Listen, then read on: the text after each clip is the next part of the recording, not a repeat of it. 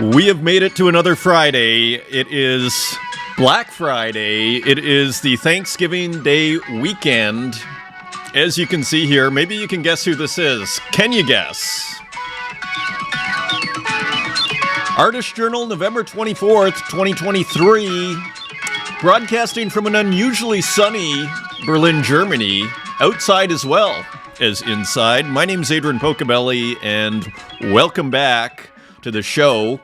I think it will be a shorter show than usual, just because I'm kind of taking it easy a little bit with the weekend here and feeling the holiday vibe, although we don't really celebrate it here in Germany. And in Canada, my roots there, some of my roots, we don't really, we celebrate Canadian Thanksgiving, but, you know, we also celebrate, it's often in Canada, it's an excuse to bring out the turkey, as I was mentioning in our spaces this week, which almost felt like a bit of a holiday spaces. You're starting to feel it. I'm starting to feel it. The antennae, the cultural antennae is, I think Ezra Pound called them, antennae. Artists or poets have the antennae, so to speak. Shall we look that up very quickly? Can you guess who this is? GloomTube. Then, if we can, we'll bring up ChatGPT and see if do a search on Ezra Pound and antennae. So let's look at GloomTube quickly, though.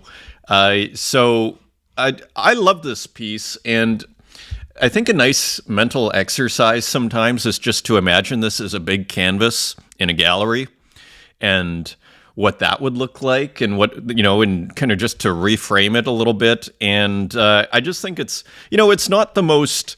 Actually, it's it's not the most complex composition. It's not the most complex piece, but I just like what it represents. I think it's funny. I think it's really consistent with what the artists, with Die with the Most Likes and GloomTube, who this is, the great chroniclers of I put in quotes, the great chroniclers of the American dystopia, I was going to say no judgment. I guess there is judgment in that, but just as a descriptive term to just try and describe, these. Ultimately, I describe them both as, satirists of a certain kind. I mean, you see it in the humor here. Turkey meal, although I'm not sure this is food. Don't eat. 5551, don't eat. Made with real hexane. I wonder is that the stuff that puts you to sleep with turkey, or maybe that's some sort of preservative? I'm not even sure. It doesn't even look like turkey, but you do start to see some slices with some gravy here. That's the cover. Banquet, 50% off, frozen dinner. The exact antithesis of, in a sense, the turkey dinner, the spending, the grand banquet. And here it is, this sad banquet here. Turkey meal, which is probably an ironic title, right? And a warning, really, to not eat this thing.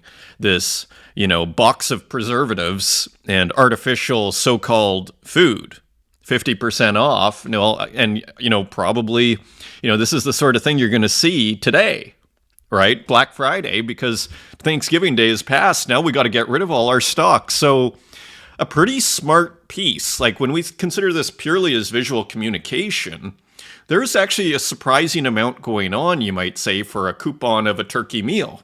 Right, but it's so pretty sophisticated stuff, I would say.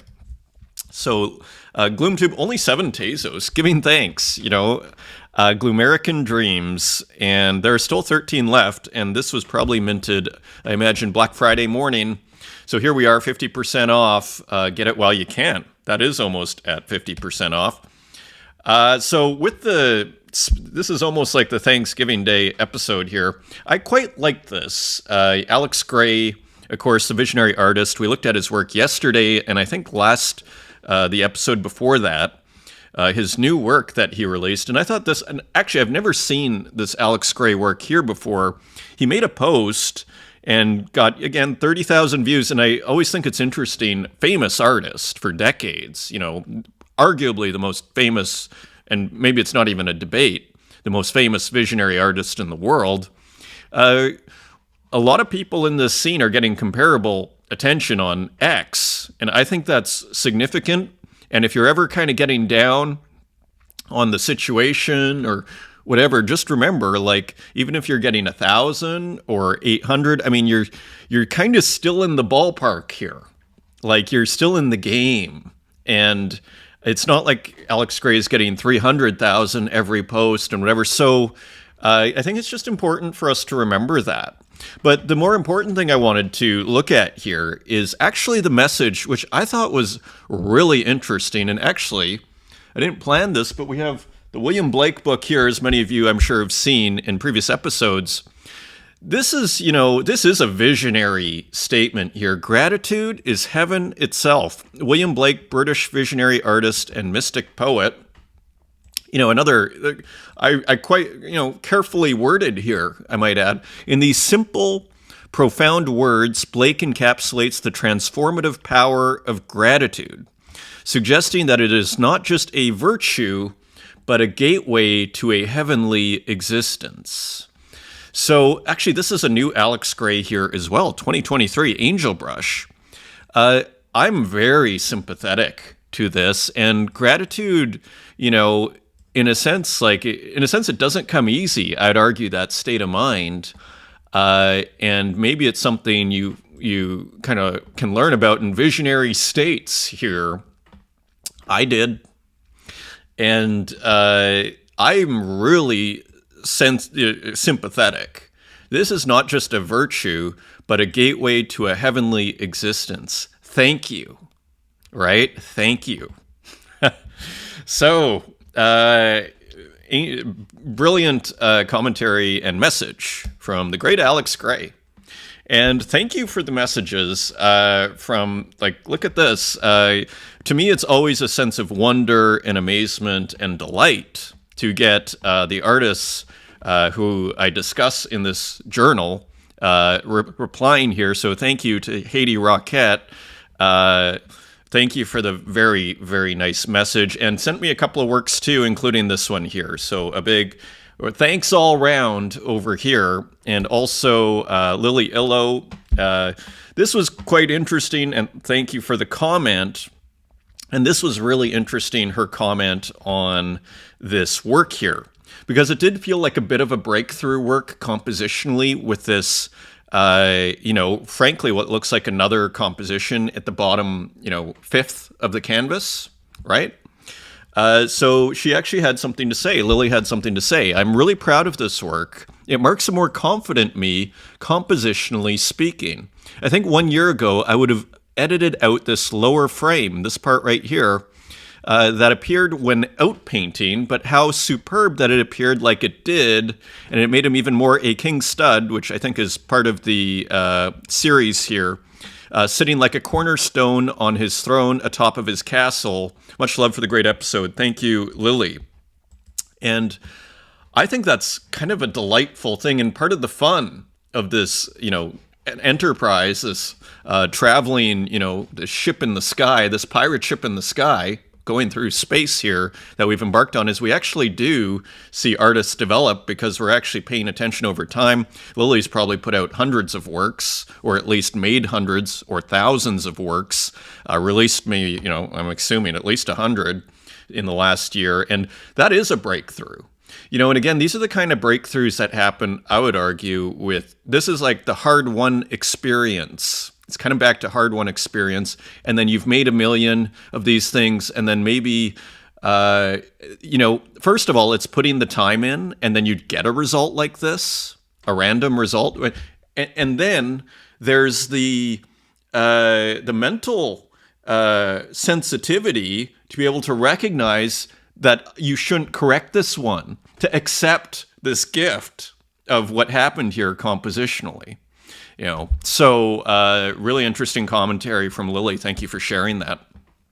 I'm back to and I don't want to overdwell on this, as I keep saying, but I was just, I posted 808, and I'm just so excited about this stuff that I'm sharing it with you. And a lot of other people seem to be kind of excited. And this is kind of what I wanted to show you. So I did this 808, and look at how delightfully small this is. And we're going to contrast it with RJ, who is just inscribed, because he took a different strategy. So just a reminder, this is maybe 200 by maybe 250 by 200. Because again, a Google ad goes about to 300 here, right? So it's something like this, a Google ad. So it's a little smaller than a Google ad. But again, as I was discussing yesterday, you can make it infinitely large to any dimension. As long as you do nearest neighbor in Photoshop, it will retain the crisp edges. If I do magnify here, it won't, because it's just a 200 pixel file.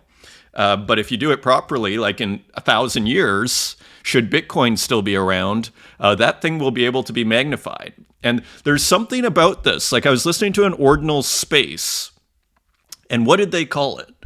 Uncensorable permanence.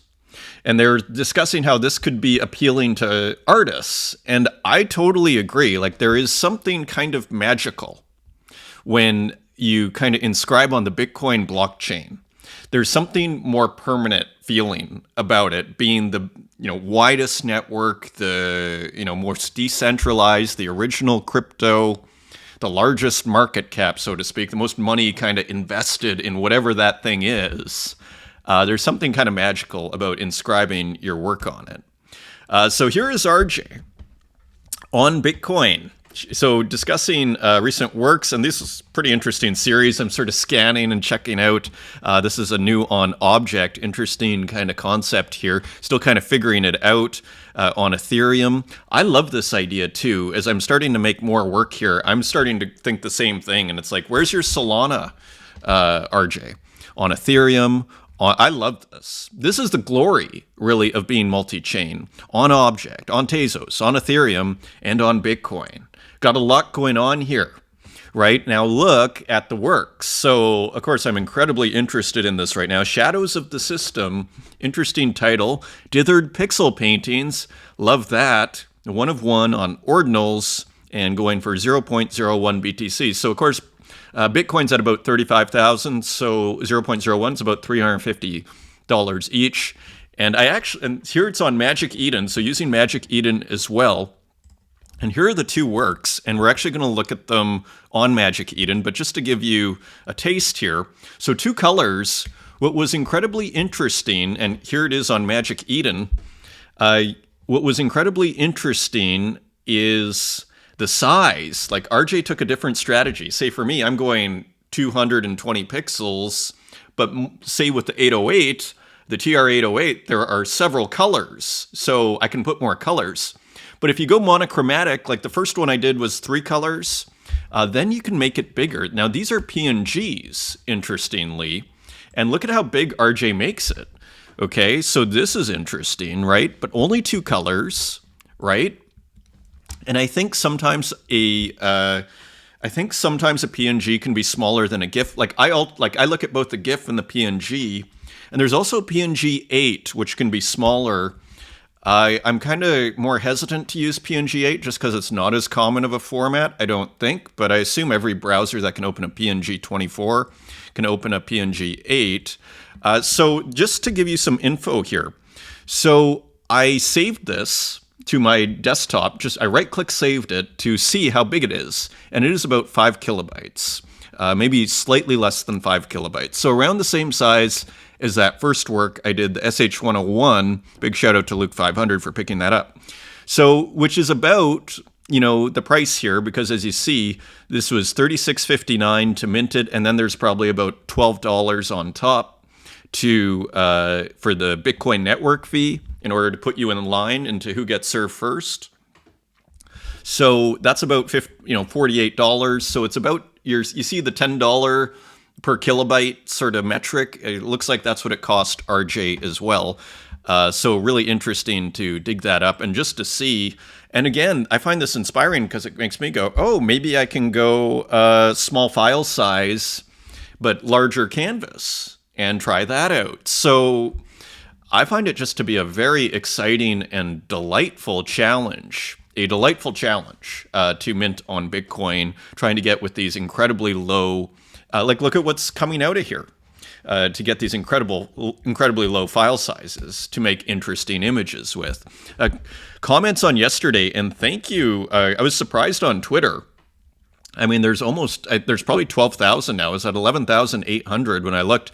I did not expect that for Thanksgiving views. I did not expect that for Thanksgiving evening. When when I published that video on Twitter, I figured it'd get maybe 5,000. So anyways, thank you for the support again. So here's Evelyn with a really interesting comment regarding Sabato to a museum or another Picasso show. So I was discussing last episode, if you weren't there, do we need another Picasso show? I kind of want to see a Sabato on the wall, I was saying, for example.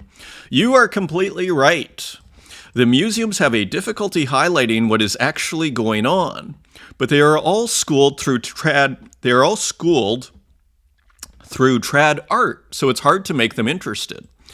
And, I agree with that, and I can speak as someone who kind of, I, so to speak, what I love kind of started with the tradition, and I was very slow to kind of dig crypto art and, what I'd loosely call crypto art or art on the blockchain, which is actually different, as we've discussed many times.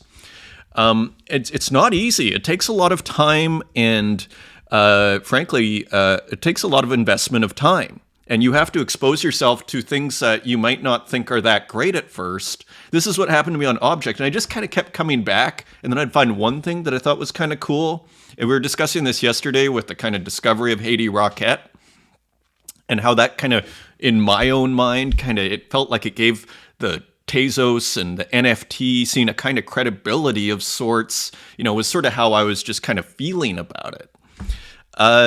So I understand why it might be slow, because you actually have to invest time and open-mindedness, and you're not going to like it at the start, and you're not going to understand. You're going to be overwhelmed, right? It's like learning a new language. It's quite overwhelming, right? And you just feel like you know nothing, right? So I'm sympathetic to the situation. I think it is hard, and I think that's worth noting that it's hard. They want to make another Picasso show that shows Picasso in a new light because that's what they know, right? They're a school, so why not pair classics with new art? I once wrote about Sky Goodman's collection, Accidental Pixels scenes, and how they were the Cézannes of our time. They were both landscapes, so it's quite easy to see the brush, and their experience through life is different, but there are so many similarities also. I think that is, in a sense, that's part of what we do on this show here. And yeah, I think the way to kind of understand what we're seeing, say with digital art and the blockchain, is to turn to the tradition and then start doing these comparisons. So I think that is exactly the way, Evelyn, that you're doing here. I completely am sympathetic with that approach. So what would be needed is to have an intendant or a curator at Louisiana or Whitney or whatever to get interested in the art we are making. It's not completely outer-worldly as shown with Sky and Cézanne. If they can see that, then they can place our art in context of the history of art, and when that happens, we become relevant and an integral part of art history. Indeed. And I am oftentimes, not always, I should probably do it more, I'm oftentimes trying to contextualize what we're doing here in the context of the tradition. And that, to me, it's a way in for also people who are not familiar with what we're doing. And what's interesting is, I see the frailty when we see these, esteemed institutions like the Whitney, or Louisiana, I know their YouTube channel or whatever, as you say, the fact that they're not hip to what's going on here, to me, it just shows the limitations of these institutions. So to me, it's just more evidence that these institutions are much more frail from an intellectual perspective, which at the end of the day is the perspective that's going to survive the test of time. To me, it shows frailty.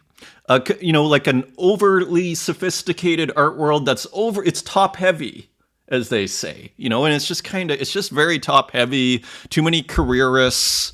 It's just, that's my explanation as to why they haven't quite figured it out. When they hear blockchain, all of a sudden it gives all this, assumptions come to work, especially if you don't know it. And then everything is Beeple or Xcopy is maybe the references, and Bored Ape Yacht Club. And they go, because it's oftentimes that is the reaction I will get if I'm explaining, that I, am into NFT digital art on the blockchain.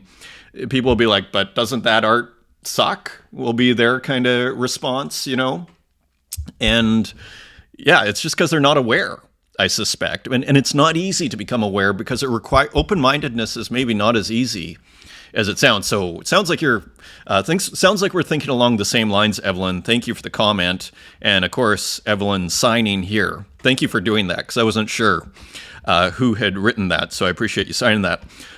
Big shout out and happy Thanksgiving, Evelyn. Human Boy, happy Thanksgiving, and thankful for you, Pocobelli. Great episode as always. Thank you, Human Boy. Thank you. And Scamra, thank you for the comment, as always.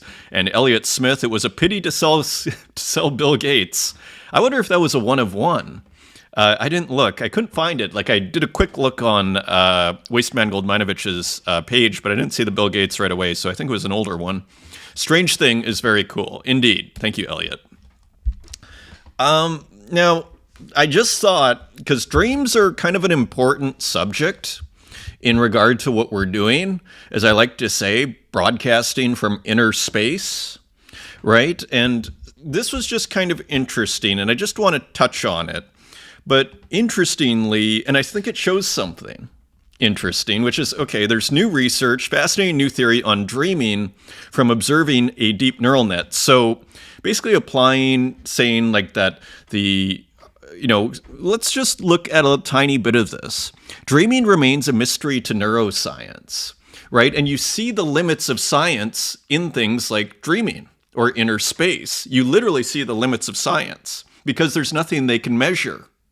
It's qualitative. It's like, and what's your memory? You can't measure a memory. You can't measure a dream, right? So you start consciousness really is a bit of a demarcation zone, I would argue, a limit of the scientific enterprise. They try, but they just don't have the tools, one could argue. So continuing here, dreaming remains a mystery to neuroscience, while various hypotheses of why brains evolved nightly dreaming have been put forward. Many of these are contradicted by the sparse, hallucinatory, and narrative nature of dreams, a nature that seems to lack any particular function. Recently, research on artificial neural nets has shown that during learning, such networks face a ubiquitous problem, that of overfitting to a particular dataset, which leads to failures in generalization, and therefore performance on novel datasets. So finally here, notably, the techniques that researchers employ to rescue overfitted artificial neural networks generally involve sampling from an out-of-distribution or randomized dataset. The overfitted brain hypothesis is that the brains of organisms similarly face the challenge of fitting too well to their daily distribution of stimuli, causing overfitting and poor generalization. So all to say, and here's the final line, by hallucinating out-of-distribution sensory stimulation every night, the brain is able to rescue the generalizability of its perceptual and cognitive abilities and increase task performance. So ultimately saying, we see this problem with AI, with generalizing, right? Another kind of, when you're applying for jobs, people are like, you'll say, oh, I'm a generalist, and then that's sort of seen as not a good thing. You need to be a specialist, right? So interestingly, it sounds like with AI, they're having problems with generalizing, interestingly, which is kind of a philosophical enterprise. It's comparison, it's similarities, it's able to see similarities across different idea sets, you could argue. And then you say, oh, well, we can say this. You're generalizing. In most cases involving these idea variables, we can say this. And so, in a sense, another way of putting this is AI is poor at philosophy. That is another kind of way I would that's the message I start to get out of this.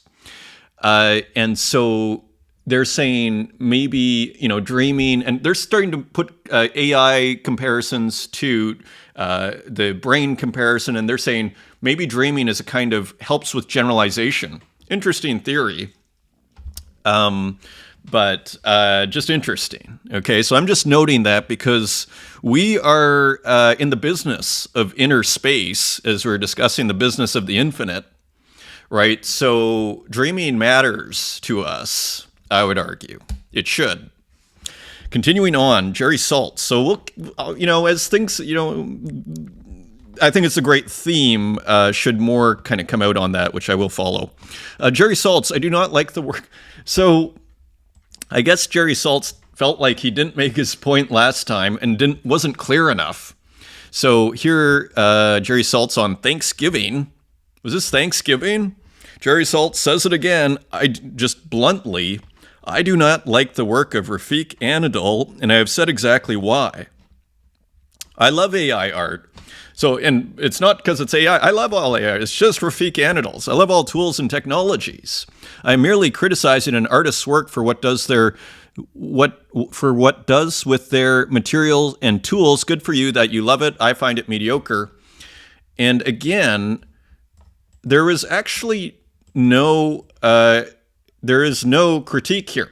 It's just saying I don't like it, which for, arguably the most renowned art critic in the world, there should probably be at least a little bit of substance. However, and here, of course, is the work. And again, I've never seen the work in public, but again, what do I see when I see this? I do see the institutions. So I'm not totally unsympathetic here to Jerry Saltz's view. But I don't like how he's presenting it, and I don't think he's presenting it in a credible way, despite him being at the top of the totem pole of, opinions on art, at least among some people, at least among the mainstream, shall we say. And okay, I take your point. Now, what I found kind of strange is again, we're kind of back to this response by Rafik Anadol, which went kind of viral in its own way. So Rafik answers, your words have no meaning to me, Jerry Saltz. You never talked to me, never visited my studio, no idea who I am, why, and how I create art. But let me tell you, I create my work from my heart, and to learn it, if you have to work, you have to research, you have to talk. The world you coming from is changed. New world is bright. New world is inclusive. New world has no gates. I'm my community. I do art for everyone, anyone, any age, and any culture. I'm everyone, you're no one. So kind of I guess we could call that if we had to pontificate here as observers on this situation, maybe a bit of an emotional response, understandably, we could say. But what kind of disappoints me about the response is actually the same thing that disappoints me about the criticism is where's the meat here? Where's the substance? Where's the...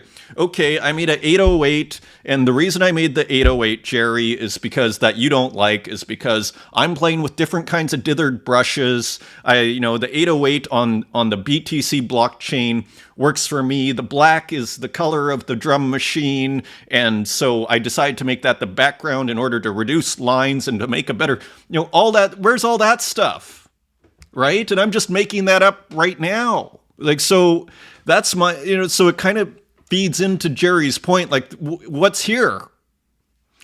So I kind of, I just watch from the sidelines here, but on both hands, and again, I see frailty because this was at MoMA, right? And here's like the top art critic, the most famous art critic. Here's the top AI artist, apparently.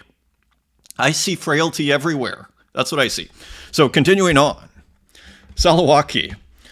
Your words have no meaning to me, Santiago. You never talked to me, never visited my studio, no idea who I am, why and how I create art. But let me tell you, I create my work from my heart, and to learn it, you have to work, you have to research. And that's a whole other thing. I shouldn't have to do a ton of research in order to understand art. And I would say with Rafik Anadol's, you actually don't need to do a ton of research. And I don't know, again, there's using a lot of art history in his work, apparently. That's kind of being reformatted and everything. So, I think there's even a defense that could be made if I was his kind of PR guy. It's like, Rafik, we can do this. We can defend this, So anyways, this kind of went viral and kind of funny. And shout out to Salawaki. Alan Survey, I can't remember how I came across this feed, but he's got a lot of good stuff, by the way. He's a good follow. So back to the frailty of the institutions. A letter from Manuel Borja Vilel and Vasif Kortun regarding Documenta 16. What was once a site of experimentation and autonomy is becoming a site of control. So Documenta, I'm not sure if it's every 5 years or I think it's every 5 years. There's one that's every 10 years, I think, and one every 5 years in Germany. Or at least it's kind of loosely based in Germany, I think. Yeah, Documenta GmbH is the GmbH would be the German there. Which is kind of like a German corporation. So Documenta is German. It's something I heard about when I first moved here. I think it's every 5 years. I think there's another one maybe in 21. And I just wanted to show just a couple of things here. So here's the letter. It's on eFlux, a popular kind of PR art website. Documenta has been the reference of the art world for decades, marking the spirit of our times. And I thought about that just very quickly on Documenta. If you ask the person on the street, like, what Documenta is, probably in Germany, let's say in Berlin, which is pretty arty, I'd say probably maybe 10%, if you're lucky, of people are going to hear of Documenta. And how many percent will actually have been gone to Documenta? Let's say half of that would be very generous. That's 5%. And then how many people enjoyed the Documenta or felt like it? I think this is all to say, this is another institution that people are playing up, marking the spirit of our times. I mean, oftentimes, and nothing against Documenta, but you'll see like, it's almost like Richard Serra type rectangles made of metal. I think there's a lot of sculpture and stuff. I don't know if it marks the spirit of our times. Not for me, okay? And maybe for other people. And then so here, there's kind of this infighting within the contemporary art world here. Documenta is more of a symptom of a plagued Europe than anyone else. And kind of how it's become politicized. Increasingly evident that culture and cultural institutions have become a battleground which the liberal forces are ready to conquer.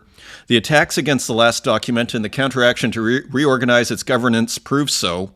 So political infighting, interestingly, is starting to kind of gobble up, the contemporary art discourse here. And so just kind of interesting here. And again, my take is I don't put as much faith, and like I'm not bitter I'm not in Documenta because I don't really care about Documenta. I mean, that's my little Friday rant here. So Manuel and Vasif, stop giving away your power is what I would say to Manuel and Vasif. Like, if Documenta is becoming irrelevant, then Documenta is becoming irrelevant. Why are you so desperately trying to be a part of it and complain? But whatever. I mean, maybe it's my views that are kind of, the weird ones here. Mo SHIT, though, I think has the right spirit. It's fun to create and share as many things as I want and earn some money from it. Thank you, Zora. I'm kind of more along Mo SHIT's sort of feeling here. This is kind of where I'm at. It's like, hey, cool. I'm actually making art and a bit of money. And frankly, I think that's much more in line with, the spirit of the tradition, frankly, which was very entrepreneurial. Again, the Medici were bankers, okay? And that's kind of important. So I think Mo's got the right idea. Stippen Pixel. Do you have an original physical Tornado Rodriguez drawing? And so, of course, we remember that work here by Tornado. So here is a physical. And I thought it was just really nice drawing here and maybe just a clue into Tornado's process. I'm not sure which came first, and there's the signature there. I assume this came first. So very cool. And you see the kind of the cross lines here and everything about it, with, I don't know if that's a sheep or a dog, but whatever it is on the right here, just a cool drawing from Stippen Pixel. So people are having fun hanging out. Here's Joao Salazar with some works in progress. A little clue here, acrylic colors. And here, I'll show you another clue. So remember, I wasn't sure if this was kind of sculpted first and painted after, or if it was just painted with a lot of medium. I think what we see here in this beautiful smart TikTok, very, very smart, and probably Instagram Reels, getting the work out there. So you see here, there is our clue. So it's kind of like the art matter method to a certain degree, sculpting first and painting later. interestingly, or coloring later, to great effect here, I might add, and huge fan of Yoao, and just very interesting, cool, internet themed artist oftentimes. Just a big fan of Yoao's work. Big shout out and happy Thanksgiving. Check this out. So Procreate Dreams has come out. Gora, that fun artist, made a remake of this animation to test the new tools in Procreate Dreams. And we're going to look closer here. And so here's the timeline. And I actually brought up the Procreate Dreams website, but here, I believe, is the result here. And you see the movement, an almost different movement, right? It kind of almost like Gogolitis, right? In the different animation speeds, that really just gives it life. So interesting post by Gora. So here it is. Procreate Dreams has come out. And I didn't know anything about Procreate Dreams other than that it was coming out. It's an all-new animation app packed with powerful tools that anyone can use, create engaging hand-drawn animations, motion graphics, and enhance them with photos, videos, and sound. And let me show you something. If I can find, I think it's here. Is that? Oh yeah, replay. Check out this video of how it works. See that? You just drag it with your hand. So making animation a much simpler, affair, right? In terms of this kind of animation. And so what that tells me is Procreate, brilliant product people, like whoever product manager at Procreate is brilliant. They've really done a great job. So another Procreate, and I don't think it's a subscription. I haven't tried buying it, but I have a feeling it's just a one-time purchase, which is really smart and just really cool. I didn't realize they had several other apps. Procreate Pocket I do have. Actually, I did know that. And this is hilarious. So Ed Marola, what's the commentary? Trying to Procreate Dreams be like, so just... So you can see what the artists are going to do. They're just going to go nuts here. So this is hilarious. It'll be really interesting. Of course, like with digital art, the software is your paintbrush. Okay, so we have a new brush set, so to speak. Very hilarious and interesting from Ed Marola. Mech.txt. How does a small and casual online exhibition for monomech type specimens sound? With Figma. Sample video below, not properly prototyped yet though. Viewers would have to download Figma. Wouldn't have to. Nice. You'd just do it through the browser. Could prepare it all in a day or two. And I'll tell you what I like about this. And I think I would be curious about your opinion, Pocobelli, and I'd more than happy to share my opinion. I'll tell you what I like about this. It gives you exactly what you want. At least in the prototype stage. Like maybe I want a full screen, maybe I want to be able to pause. I almost want like these digital galleries. Again, I like the bells and whistles of the physical AR space and everything, but they're too cumbersome and too hard for me personally. And so I love this idea of just making it flat. Forget about the 3D world. And I think this is, I think this has potential, is what I would say. And I like the foundation of this idea as a gallery. It is simple. It is easy. And then you just put a play pause button, a full screen button, and it's basically a slideshow, right? But maybe with fancier bells and whistles. So interesting. It looks good to me. More mech.txt. My first minted blind type. So even adding a performative element to this already pretty sophisticated, complex thing that we started looking at yesterday. In other words, drawing by writing. Okay, I understand that not everyone are into poems, let alone fonts and typography. But know that it's one of my fiery passions in life as much as pixel art. And that's what's kind of scary about this, because it's scary in a good way, because Mac is basically a font expert. So these things are starting to, so all of a sudden, Mech is able to draw with fonts using the Wingding or Webding sort of font idea. And all of a sudden you have these brilliant abstracts. So beautiful abstracts, which I might add could be easily screen printed. You color white paper with black or black paper with white paint. That'd probably be even easier. Maybe you make it a diptych. You put the text on one side, the image on the other. Who knows? But this randomization, this glorious randomization that's going on here is noteworthy. It's very, again, I would say it's sophisticated in a contemporary art sort of way, the way it's using randomness. Like, I think Rauschenberg and John Cage would approve of what's going on here. Like, in a sense, like, this is kind of a prepared piano of sorts in the John Cage, where put the rubber, the eraser, the rubber band, the paper clip on the piano strings, so that you get these, the prepared piano, so you get these weird, you don't know what's going to happen. I see kind of analogous to generalize, what the AI struggles at, to generalize. I see analogous things going on here in terms of using randomness to create art. And Rauschenberg was a master of chance, just made beautiful things that you could never plan. And again, I've mentioned it before, the glory, if you don't use randomness in your work, you might think about it, because what's beautiful about randomness, it doesn't always work, but when it does, it looks like genius, because you go, how did that person ever do that?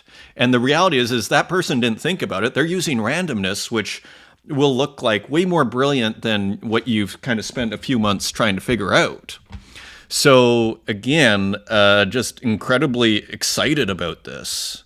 So it puts a Robert Frost poem.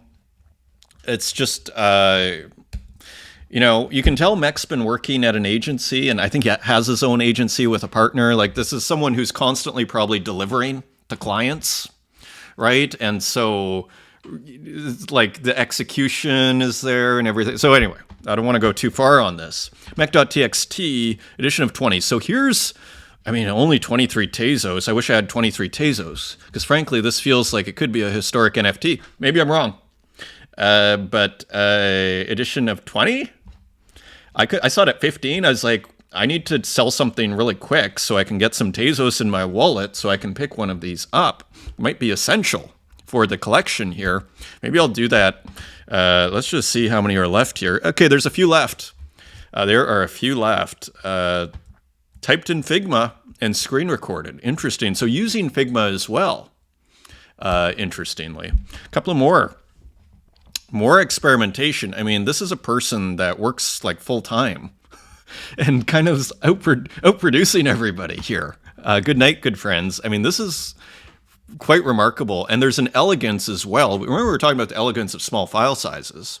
There's an elegance to finding a process, like say Warhol did with his process of screen printing, random paint, screen print the black over top or the darker color, and all of a sudden you have an image, right? I'm oversimplifying it, but you know what I'm saying? Here, you just get the sense that mech.txt could mint like 100 cool works a day with this process, and there's an elegance there, so super interesting there. And this was on Instagram going multicolor, and again, I just go, oh yeah, you could just do different editions of this screen printing, colored papers. Maybe you do a 2-color screen print on white paper. Doesn't matter. Again, look at that. So maybe you put the image at the top and then the text at the bottom, and the image at the top almost makes a horizon of sorts. Mech is, his brain's really working overtime here, at what looks like effortlessly. Happy Thanksgiving for everybody that celebrates it, also from Mech. So combining the pixel art with the DOS imagery here, and just having fun here. Look at this, Tenno miking. So look at this. This, my friends, is Ultima 4. Or Ultima 3, maybe. This is Ultima 3. It says Ultima here, so because I was like, I recognize this. There's the castle. So this is glitched out. I assume it's a glitch ROM. This is awesome. This is something I've been wanting to do, frankly, is a glitch out. This looks like Ultima 3 based on the ship here, and just the images at work. This is something I would like to do. Look at this snake here and everything. And the different, like it's an animated snake, so you get different kind of variation. 2 variations, there's a dragon. So just super interesting. 1 of 1 for 15. My wallet is empty. Otherwise, I'd be jumping all over this stuff. Kareem Safa, open edition, The Fall. I think this is brand new. It is November 23rd, came out on Thanksgiving. The Fall, cool name, cool color, cool simplicity to it, cool animation, and almost like an asteroid of sorts, a meteor coming in. You can almost see extra, really nicely done. You can almost see like little things coming off of it. It looks like a meteor, but who knows what it is. Open edition on Object. Here's Muji on Zora. Corrupted satellite image, or corrupted satellite. My piece for the collaborative drop, Halftone. So new Muji on Zora. Only one minted so far. 10 hours to go. Might be a small mint. Sale not started yet, though. Interesting. Green Ginger, Golden Hour. Maybe it starts in 10 hours. Maybe that's what goes on. Green Ginger, Golden Hour. New pixel artwork with what looks like kind of a Japanese temple gate. And in the middle of what looks like at least a lake, or kind of, not sure, almost coming out of the water here, seemingly, and a bit of a interesting kind of, just interesting color around, and just almost like a sunset or sunrise or something. Evening, maybe a sunny evening. Interesting piece here from Green Ginger, a duo. What a lovely view. I wish it stayed like this forever. The Golden Hour, which I wish I knew what that was. If we had more time, I would check ChatGPT. Edition of 15 for 5 Tezos, 12 left. And Haiti Rocket with a new work, and this is actually on Object here, I'm pretty sure. Just another drawing. And I've been enjoying watching Haiti Rocket's drawings as someone who uses kind of a lot of sample and glitch techniques. This seems to be a drawing again, and we saw that with the beach view, or the beach scene. And a couple of more on Object here, Haiti Rocket, GFX free. So just more, again, kind of seemingly using one image that gets kind of treated with this algorithm, and pretty awesome. Again, there's an elegance in being able to just be so prolific and make interesting art. I mean, this is what digital artists, when they kind of unlock a key in a process, all of a sudden they can make 100 works potentially, and it's just a matter of picking your favorites and then releasing, you know, the top 10 of those, the top 3 of those. Pretty interesting. Thanksgiving. Haiti Rocket, edition of 10, now 200 Tezos on secondary from Eli Trader. So more just super cool. These, you know, in that skateboarding work yesterday, we had these giant pixels, and I love the giant pixels here because they contrast really nicely. The ones you'll see on the kind of behind the Batmobile there, they contrast really nicely with these smaller ones at the bottom. So kind of a nice contrast there, and just cool colors again. That wild line at the top that kind of gets glitched out. Really nice piece again. Thanksgiving. Here's Silva Santus with a glitch ROM Vaporwave. Cool subject matter. And kind of Vaporwave colors here, blue and violet. Interesting composition size. 218 frames. And thank you, actually, Silva, for the explanation actually on the glitch. I'll try and remember to bring that up next episode. Mason the Third. This was a weird one. This looks like it's using generative art because I saw in here, see that? Generative, the first tag. Sometimes you get kind of clues in the tags here. Vertex Interweb Browser. And it kind of almost reminds me very indirectly of Popple, using kind of pixel art with generative art and combining the two. That's kind of like a similar idea here, using the glitch ROM, but then generative art, what seems to be this fuzzy kind of light over top. Interesting just experimentation here. Interesting title there too, 1 of 1 for 50 Tezos. Glitchtown Arcade releasing a still of the work from yesterday, I believe, or at least from that session. Cool still here, with the screen kind of blanked out a little bit and someone serving, and the tennis guy in the court way down here. Interesting. It looks like the whole court was moved down. Interesting still here. This is for 1 Tezos, edition of 25. There are 9 left. And Human Boy, Decompress. And here we have basically an animated abstract with some cubes and just a cool, animated abstract experiment made in GIMP. And this is an edition of 5, and this looks sold out or for sale. 1 to Ile, 1 to Muerto de Prito, and mech.txt picking one up. So again, you see how small this community is. And sort of to remember how Evelyn was saying, maybe they'll care about us if, there's more comparisons with the traditional tradition and everything. I'm in no rush. Like, I have so much conviction on this scene and of the relevance of it that I almost say the longer they take to get involved, the better. Because then this thing keeps on growing and growing. And by the time they understand what's going on, in a weird way, I'm not against it being a little too late for them. They're going to have to be chasing this thing. And I kind of like that, because they've been dictating to us for how long about what is great art. I kind of want to see them run and chase a little bit. So, again, an edgy Friday over here at Pocobelli's Artist Journal. Teo Miking, again. And I loved, so we saw one work by Teo Miking earlier. Remember the Ultima 3, I believe it was. And here, ASCII Black Friday. So another Thanksgiving Day work. And I thought this was a great piece. I really enjoyed just the work itself. Again, some ASCII text. And there is Friday. So I like the topicality, just like GloomTube at the start there. Dylan with a cool work, Yin to Yang, so a digital drawing, and beautiful colors and textures here. And just another cool abstract. Usually these are like, this one was an open edition that finished, and none were bought. So maybe this will be made one of one because it's a nice piece. Okay, it is. Now it's 15. So you see how, remember I was saying, those open editions, sometimes there's opportunities there. So that was a pretty nice one. You could have got for 3. Now you got to pay 15, but still a good deal. Gozo, digital collage by Gozo. And of course, using some stable diffusion. Which I haven't tried stable diffusion in like 6 months here.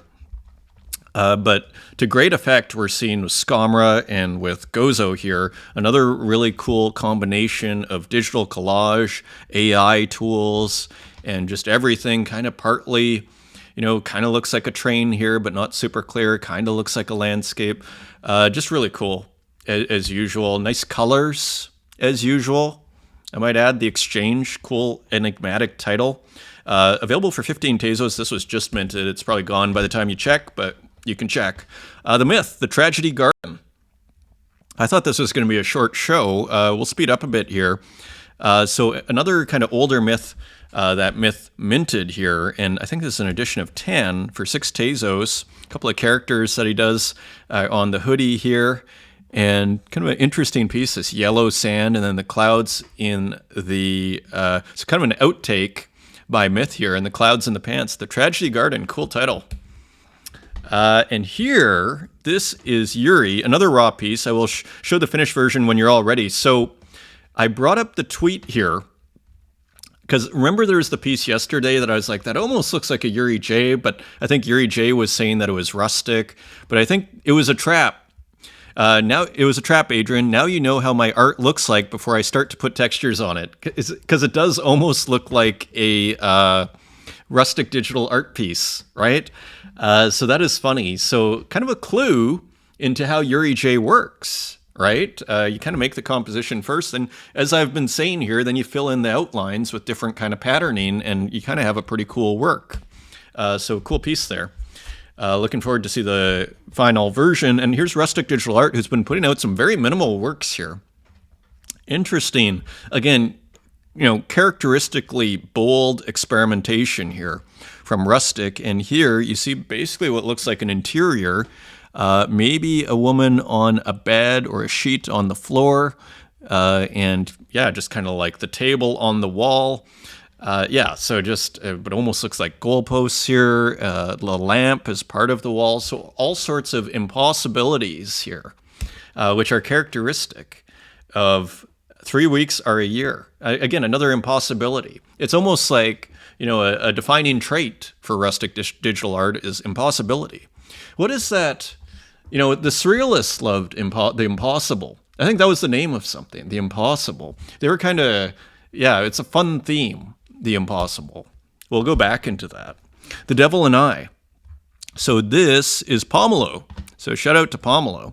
So another painting here by Pomelo, an interesting, wild kind of composition here with this almost 45-degree angle where the wall meets the floor.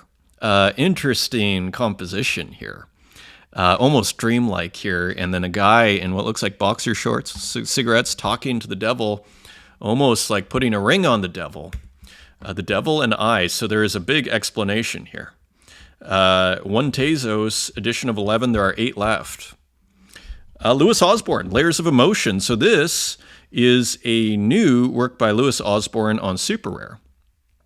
And so let's look at the Layers of Emotion. Always interesting here. Make sure there's no audio on that one. And so here you get the unhappy face at the bottom, right? So underneath all the smiles is a sad blue figure. Very poetic here. And a little bit of a biting commentary here, I would argue. Layers of Emotion, nice piece. Sophisticated work here. MP4, 26 megabytes. And this, I think we missed. Get out of the way. I'm not positive, though. This is an edition of 25. This came out a week ago, a little over a week ago. And here, just some bouncing heads going down the street here. So more cool work. Oh, and then disappearing down the manhole there, down the sewer drain. And there it begins again. Get out of the way. So pretty interesting work.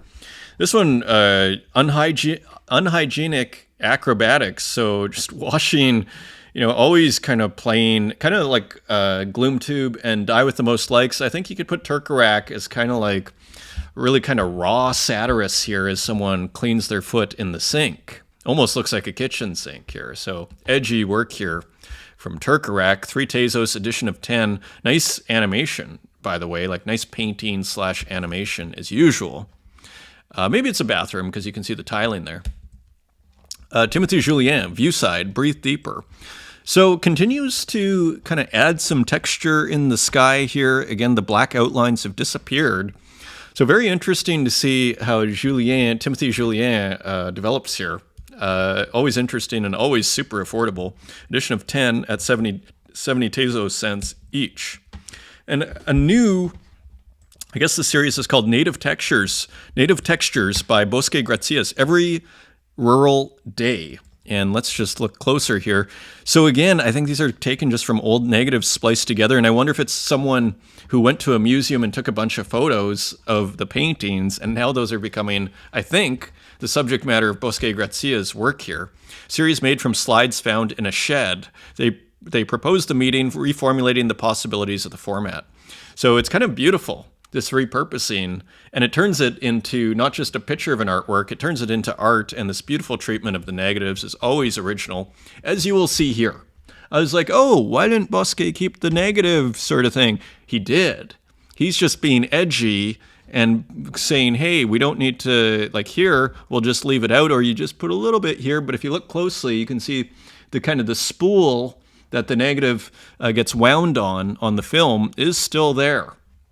And here, I mean, it's Rome. And as we see the Pantheon at the top and at the bottom, if you haven't seen the Pantheon, if you've never been to Rome, I spoke to someone the other day that hadn't been to Rome who, he was maybe in his 50s. And I just said to him, like, Eric, you got to go to Rome. Like, you're in Europe here. It's a 80 euro flight.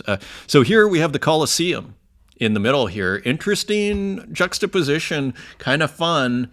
And really cool there's buses in front of the Pantheon here. There's one of the obelisks, right? I think Rome has maybe 5 obelisks, which is quite a few. And so just interesting piece here. Il Pantheon del Colosseo, Bosque Gracias, edition of 5 for 4 Tezos. Very cool. Walk, 916.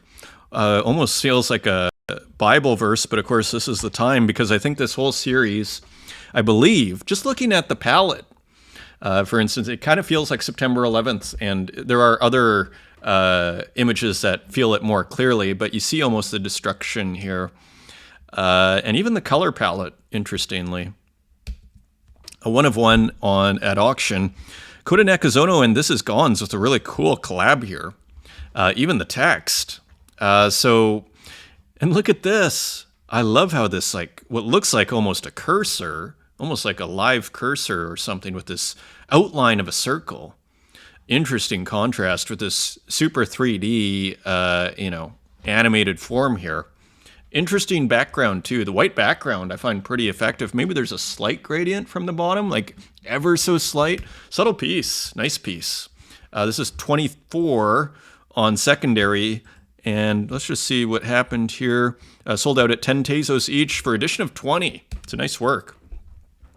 Mahu Pixel Ganja Get High. So this is Ivan Hugo. So remember we saw it was Sky Goodman who posted the video of the GLB and everything and saying this artist is great. Well, Hugo sent me the link, I believe, or at least posted the link, and here it is. So here, I believe, is the painting that was being worked on, and now it's on exchange.art. It is a Solana work, and it is for sale for 1.2 Sol.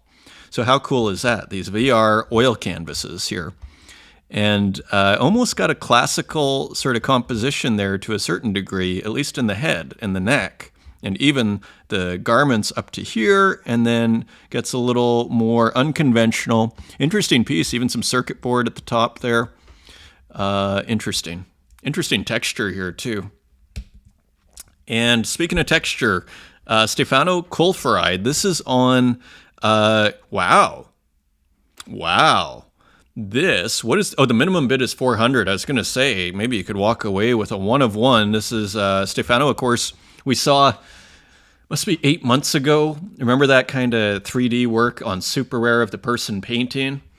And we started a show with one of those. And here is a cloud, another kind of like plasticine animation here with what looks like a cloud, and it's raining. Minimum bid of 400 Tezos, 5 hours to go. And Nadler, another preview of what's coming to Verse, the collaboration with Verse, Izanami Islands. So again, you see Hokusai's wave seems to be a influence here, and almost like a totally 3D feeling AI artwork. As far as I understand what's going on here, it's an AI artwork, two-dimensional, but just looks 3D. Pretty cool, nice colors there too. From Nadler, Okote on the Water Melodies of Peace. So the Global South series continues. And another beautiful painting here with these guys on there's all these people on little boats going off, interestingly, and what looks like, some sort of jungle scene in the background and a beautiful sunset with beautiful water. Another interesting, cool painting from Okote, 250 and 9 to go. Of course, this is Strange Thing, and this is a glass blower, if I'm not mistaken here, and really just another really cool work. What do we have here? I think it's GM Art Family, and yeah, he's a glass blower. So that is what is going on here. So just putting out works every day, multiple works a day, at least one work a day here. Moschino, really interesting oil paintings coming from Strange Thing, AI oil paintings. This was hilarious. Nickelback. Mikey de la Creme, minted number 12. And so this is Tiv. Really Ill is the Twitter. I made a collection of fake Nickelback albums. If this joke resonates with you, I plan to run with it a bit, so you might want to grab one. They're affordably priced at 0.2 Tezos. I could see this it does have a meme type quality to it, doesn't it? Pretty hilarious. AI Nickelback. I think they're out of Calgary, which is not too far from where I grew up out of Saskatoon. Sky Goodman, Denver Nuggets. I thought this was a pretty cool work. This came out a week ago. I didn't see it. Pretty big file, I think. Kind of has a trading card feeling to it, doesn't it? Like it almost feels like one of those highlight trading cards, Denver Nuggets won the championship, and that's kind of what this is. So nice piece, Sky. Very nice piece here. Again, if I was like Topps, I'd be thinking, that looks like something we'd do, and then we don't even need to pay the photographer. Or maybe you work with the photographer, right? Okay, Tukes with another beautiful AI painting here. Look at this. Just another new painting here. We are completely spoiled with wonderful artworks here every day. Tea and Tangerine from Tukes. Good morning. So just another really cool work there. They are 16,000. So shout out to Tukes. Happy Thanksgiving to you and everybody. This was on the cover of Super Rare. It was on the front page of Super Rare, and I thought, wow, that is a pretty cool work by Besu. And it looks like a physical. I don't have any information. Created and developed by Brazilian artist Pedro Ribeiro. But I thought a pretty nice work here, isn't it? I mean, I was even tempted to start, but I was like, it's on the front page of Super Rare. let them have it, so to speak, and they did the work and found this. So anyway, beautiful, beautiful piece. And here we're back to Bondoso Bandito, who seems to be incredibly prolific. I really like this artist, just discovered last week. Again, using the airbrush here for the outline, and then just kind of filling things in. Seems to be, just let it trip. When you're working this fast, you don't have time to think too much, and that can be a blessing oftentimes. Like nice change of color here. There's a benefit to working fast, and maybe here's the artist. So you see how big this work is. Probably already done it, working on to the next thing. Return to Castlevania, but alone. So cool title and concept too. 2 meters by 2 meters. Nice piece. And that, my friends, is your show. Again, have a wonderful Black Friday and a happy Thanksgiving Day weekend. Thank you for all the support. Until next time, take care.